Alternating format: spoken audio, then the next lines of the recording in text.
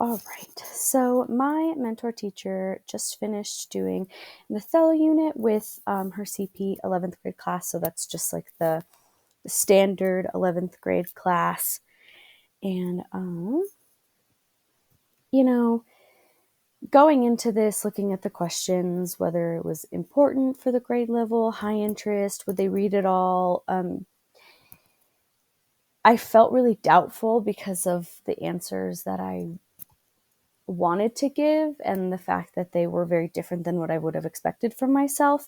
They are going through it all. They're not reading every single word. It's a combination of reading and listening and watching, but they really are going through the entire text.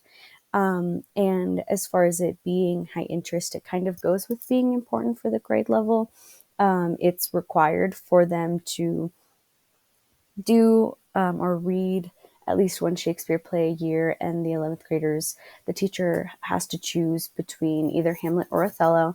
And she's noticed that they don't really resonate with Hamlet as much as they have with Othello in the years that she's been teaching. And she's tried both, and she's seen that it's better as far as interest, but then also with their comprehension when she reads Othello, which is why she's chosen it, even though she prefers, on a personal level, she prefers to read Hamlet. And so the essential questions she gives them at the very beginning of the unit, she puts them on the slide and she walks them through each one of them. And they are: is Othello a racist play or a play about racism? Is Othello problematic for female characters? How do the problems and themes in Othello reflect the current culture of America? And why should we or should we not continue reading Othello in today's culture? And at the end of the unit, the summative task turns back to the essential questions. They do continue to look at these because they have a character tracking sheet. And so they have an area for each character, and they get to write down their traits and then find evidence as they read through the play of each one of those things. So they use all of that as evidence to come back and support their stance on one of the essential questions. So the context that sets it up is an article that responds to but does not answer the question of whether Othello is a racist play or a play about racism.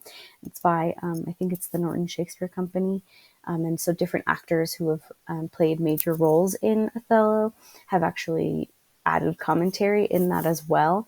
But again, it doesn't explicitly answer it for the students. And so the first day of class, they get into a discussion about it. Obviously, they're new to the text, but they begin to tackle that idea and to have that mindset.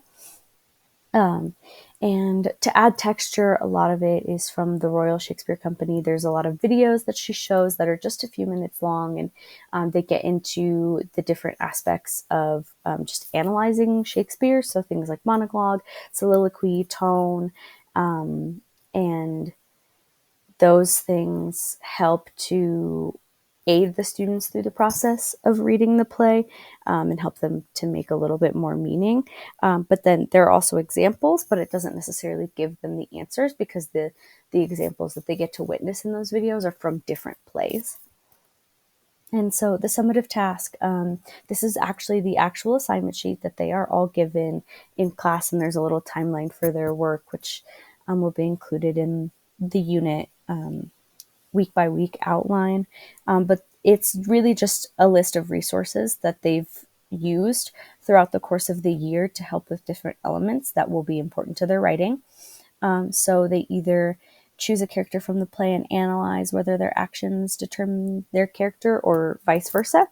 Or they argue whether Othello is a racist play or a play about racism. So it brings it back to those main elements that they talked about in the beginning of the unit.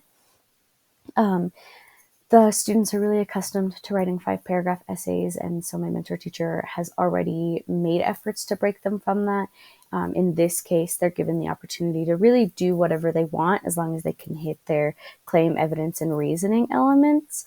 So as long as they're supporting their arguments, how they do it is not really important or really all that big of a deal, I guess. And she also doesn't set a limit for how long it should be because she wants the students to be able to feel comfortable with however they have chosen to explain it.